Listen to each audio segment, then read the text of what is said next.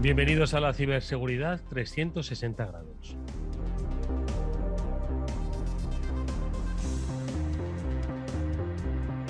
Que hoy en nuestro espacio que desarrollamos con la ayuda de CCNCERT, el Centro Criptológico Nacional, va a hablar sobre el ciberespacio, concretamente sobre las operaciones en el ciberespacio y toda su implicación en la estructura de funcionamiento de un país, en el control de la industria, en las cadenas de suministros que, como hemos escuchado en numerosas ocasiones, muchas veces forman parte de ese talón de Aquiles de la seguridad de una red conectada. Bueno, pues hoy, con la ayuda de nuestro especialista invitado, el coronel Francisco Palomo, que es comandante de la Fuerza de Operaciones en el ciberespacio, vamos a saber cómo se trabaja un poco más, cómo se producen estas operaciones. Coronel, bienvenido de nuevo a este programa. Buenas tardes, Francisco Palomo. Buenas tardes, Edu, Mónica y Pablo, y encantado de estar con vosotros de nuevo.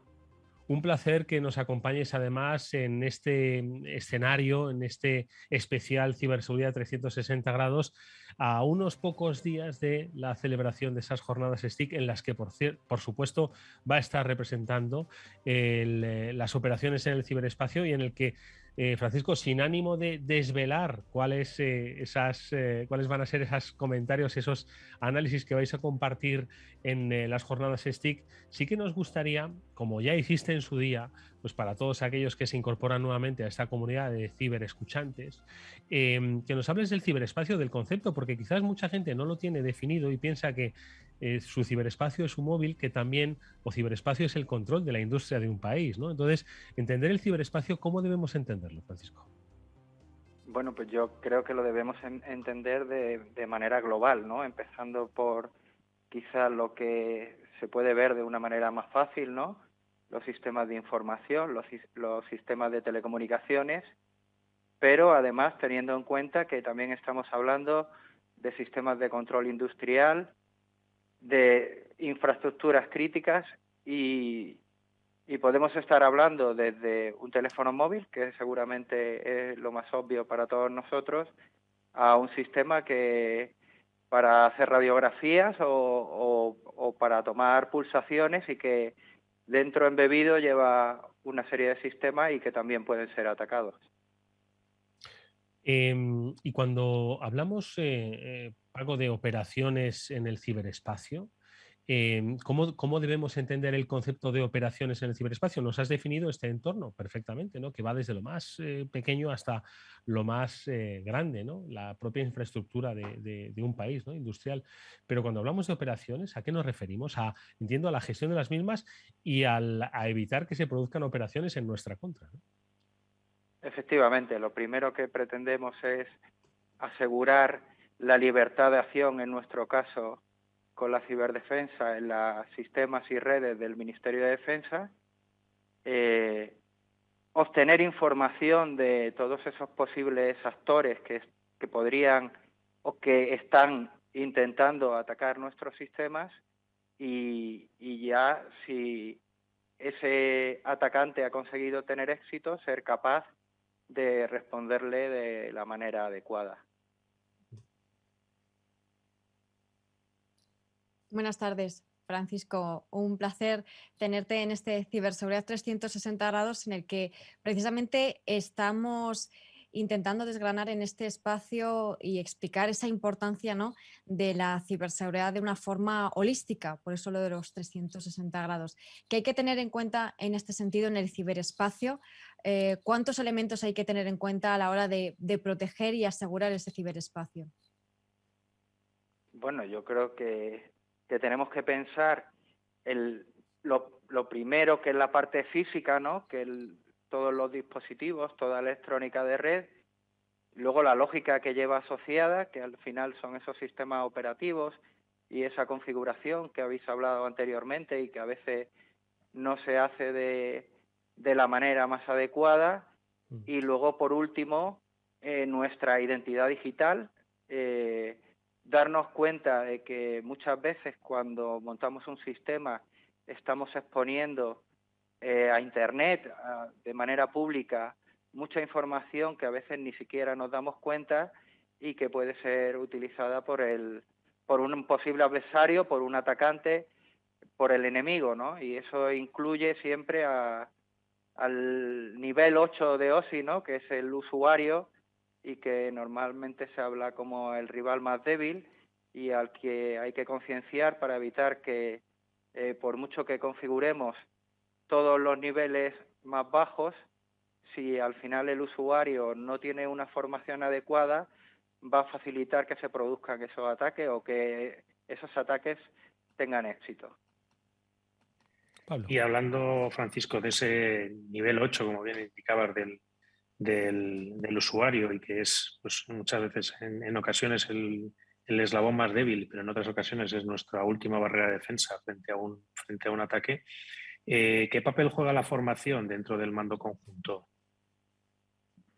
Pues yo creo que es fundamental. Primero, nosotros intentamos formar a todos los usuarios en general, sobre todo a los que están más expuestos a sufrir ataques, las direcciones de correo que están pensadas para dar un servicio, delegaciones de defensa, el personal que está en las agregadurías militares y luego, por supuesto, para el personal que se dedica técnicamente a trabajar día a día en la ciberseguridad, en la que esa es su labor, intentar que tenga una formación lo más elevada posible y que sea capaz de detectar cuáles son las últimas tendencias para informar dentro de lo posible al usuario y que él sea capaz de ver cómo el ciberespacio está cambiando, cómo los ataques están evolucionando y que esas nuevas formas de ataque no les sorprendan.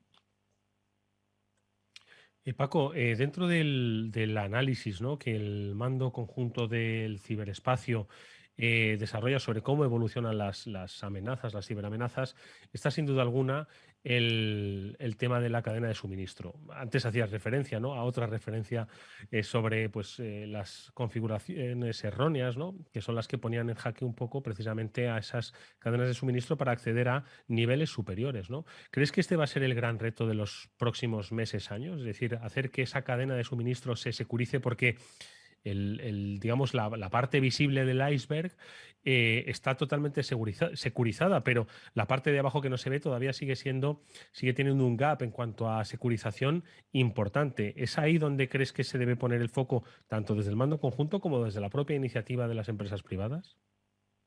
Bueno, por supuesto, como habéis comentado antes, el ataque de SolarWinds, ¿no?, es un ataque típico de cadena de suministro y yo creo que le tenemos que dar mucha importancia. Yo también subrayaría la facilidad que podemos, o la debilidad que podemos demostrar, no si nosotros protegemos muy bien nuestra red, pero los proveedores que nos dan cualquier clase de servicio no la protegen de la misma forma, pues a través de ellos nos pueden entrar. Y de hecho nosotros hemos observado en los últimos meses que utilizan un punto intermedio, una empresa que da cualquier tipo de servicio y que muchas son de pequeño y de mediano tamaño, son medianas y pequeñas empresas y normalmente por factores económicos tienen una protección más débil y que entran en ellos y a través de ellos intentan acceder a nosotros. De hecho, los americanos ahora en todo su sistema de compra lo que están haciendo es exigir que a todo el que le vende cualquier tipo de recurso, previamente se le pasa una inspección de seguridad y se le exige una serie de criterios y si no, no van a poder actuar con ellos, no van a poder venderle recursos a pesar de que hayan ganado un contrato. Estábamos comentando precisamente antes la nueva directiva europea en este sentido, la NIS2, que precisamente pone el foco en esta cadena de suministro, ¿no?, en los proveedores, en que las empresas también van a tener la necesidad o van a tener la responsabilidad de verificar que efectivamente toda esa cadena de suministro es segura, pero como sabemos la seguridad 100% no existe y en este caso es mucho más complicado, ¿no? Estamos hablando ya de una cuestión de confianza en esos proveedores más que de poder verificar que efectivamente están cumpliendo con todos los requisitos que se presuponen que deben tener. En este sentido, ¿qué pueden hacer las empresas e instituciones, administración pública, para, bueno, estar más seguros en este sentido de que toda su cadena de suministro y sus proveedores no van a generar un agujero de seguridad, Francisco? Bueno, yo creo que por lo menos al final, como tú bien has dicho, la seguridad 100% no existe, pero lo que sí que podemos hacer, si nosotros intentamos cumplir o ser exigentes con la normativa al máximo, pues yo creo que estamos reduciendo el riesgo al mínimo, que es lo que tenemos que intentar todos, ¿no? Que llegue un momento en que el coste sea tan elevado para el atacante que elija otro objetivo y nos deje a nosotros, ¿no? Y yo, como ejemplo, pondría el tema del Esquema Nacional de Seguridad, ¿no? Que las administraciones públicas estamos intentando mejorar en el día a día y cumplirlo y adaptarnos a la normativa y en el momento en que detectemos algo, informarlo para que al final los 3 CER de referencia nacionales seamos capaces de reaccionar y apoyar y difundir esa amenaza para intentar evitar que se produzca en una empresa parecida del entorno o de otro similar. Pablo. Y Francisco, uno de los puntos que quizás algunos ciberataques han dejado entrever es esa conexión que hablábamos al principio del programa de lo físico y de lo virtual, y que cada vez cuanto más se digitalizan las empresas, pues hay que tener mayores niveles de ciberseguridad. En este sentido, ¿cómo se ve o cómo se trabaja para asegurar la seguridad de los controles industriales y de los sistemas industriales que cada vez más están teniendo conectividad y están incorporándose más a este ciberespacio?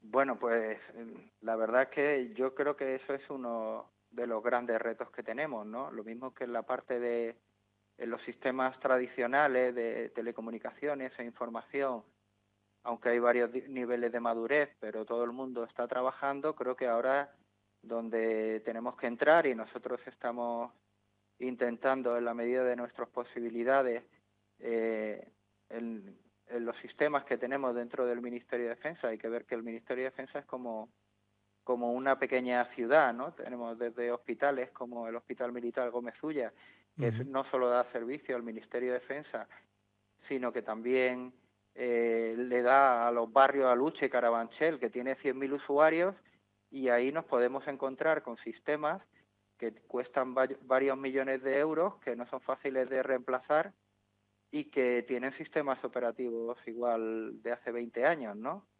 Y yo creo que lo que tenemos que trabajar es en establecer una defensa en profundidad y en esos sistemas que, a pesar de que podríamos considerar desde el punto de vista de los IT, los podríamos considerar legados o a extinguir debido al precio que tienen, pues los tenemos que aislar y darle un nivel mayor de protección en VLANs específicas y con unas mayores medidas de protección, de monitorización, para en el momento en que se produzca cualquier cosa que nos llame la atención, ser capaces de reaccionar y evitar que se escalen privilegios y se lleve al resto de los sistemas.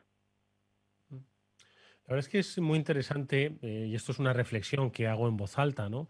Hoy estamos muchos temerosos del gran apagón energético y gente pues que hasta hace bien poco pues no tenía esa curiosidad, ahora está hasta preocupada por el gran apagón energético y sin embargo, pese a los intentos, ¿no? por concienciar sobre los riesgos de la ciberseguridad, nadie habla de los posibles apagones digitales que provienen precisamente de la ciberinseguridad, ¿no? Entonces, no sé si te apetece reflexionar, Paco, sobre esto, sobre lo que todavía nos falta por seguir concienciando a los ciudadanos sobre los riesgos de un gran apagón industrial no motivado por los costes o la falta de suministro energético, como sería el gran apagón energético, sino porque se haya producido un ciberataque para una infraestructura que no estaba preparado para ello. ¿Quieres hacer una pequeña reflexión?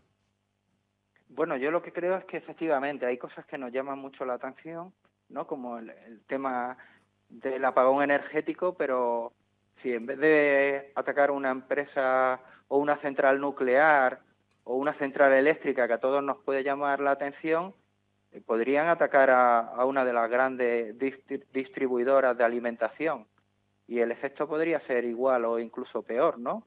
Porque tendríamos desabastecimiento y bueno, ya lo vimos al principio del COVID, como se crea un efecto cascada y todo el mundo lo que hace es comprar más y doblar esa falta de suministros, ¿no? Muchas veces pensamos en cosas que pueden ser importantes, que todos tenemos claro, un aeropuerto, líneas de comunicación, centrales nucleares, pero hay muchas cosas por ahí que teóricamente no tienen tanta importancia, pero que al final el efecto puede ser el mismo o muy superior. Hace un par de semanas Irán sufrió un ataque y los iraníes que tienen una tarjeta de descuento para cargar gasolina, les dejó de funcionar la tarjeta, ni siquiera atacaron a las compañías petroleras ni nada de eso, solo con un ataque a la tarjeta, pues eso provocó un problema muy importante en el país. Es decir, que muchas veces, como habéis dicho, hay que verlo de manera holística y no solo pensar en las cosas que son obvias, que creo que todos las tenemos en la cabeza, sino otras cosas que podrían parecer poco importantes, pero si nos quedamos con si deja de funcionar la red de semáforos en Madrid, pues eso seguramente va a tener consecuencias, incluso va a haber muertos, ¿no? Tenemos que ver que cosas que parecen no ser fundamentales para nuestra vida, sí que lo son también, y hay que protegerlas de la misma manera que las centrales nucleares o que los aeropuertos. Por eso, Paco, me gustaría destacar que en estas próximas jornadas STIC, que comenzarán la próxima semana, pues el Mando Conjunto del Ciberespacio va a desarrollar una serie de ponencias y una de ellas, insisto, no queremos que nos la desveles, queremos que la disfruten en directo los que vayan a participar en las jornadas, se refiere a las ciberarmas como un aviso a la industria española. Yo creo, Pablo, Mónica, que es la primera vez que en el programa oímos hablar del concepto de ciberarmas. Hemos oído hablar de ciberataques, ciberamenazas, ciberinseguridad, pero ciberarmas, Paco, es la primera vez que entra en este programa, este concepto. Bueno, yo creo que tenemos que ser capaces de evolucionar y cuando ya nos han dado tantas veces, tenemos una capacidad en el Ministerio de Defensa, en las Fuerzas Armadas, de responder a un ataque, por supuesto siempre de una manera oportuna, legítima, proporcionada, pero esa respuesta tenemos que ser capaces de estar preparados para ella. Y eso implica tener una capacidad de ciberarmas. Se pueden comprar en el mercado, pero ya está perdiendo uno la independencia digital. Y creo que las empresas españolas deben subirse al carro nuestro y apoyarnos, porque además eso significa, creo que una inversión importante en investigación, desarrollo e innovación. Si todos vamos de la mano, todos vamos a llegar más lejos y vamos a permitir que el día que haga falta tengamos nosotros el control y no dependamos de un tercer país. Pablo, ¿qué te parece la reflexión de Paco? Pues me parece muy interesante y, como bien dice, creo que es el momento también de ir sacándolo a la luz pública y a tratarlo sin tapujos, porque muchas veces hablamos de defendernos, hablamos de herramientas de defensa, hablamos de tecnología de defensa, pero Francisco ha apuntado un punto muy importante y es que en la parte ofensiva hay una capacidad de desarrollo generalmente más limitada porque el conocimiento que se requiere es más especializado y además ha dado en un punto muy clave, que es la parte de dependencia. Es decir, si tú no eres capaz de desarrollar esas armas, dependes de las armas de terceros. Entonces, dependes de que te las quieran vender y también dependes de que no te las desactiven en determinados escenarios. Entonces, es un punto, yo creo, una de las charlas que más va a llamar la atención y que yo creo que mucha gente intentaremos estar presentes para ver qué es lo que se comenta y ver cómo se inicia este debate. Mónica, brevemente.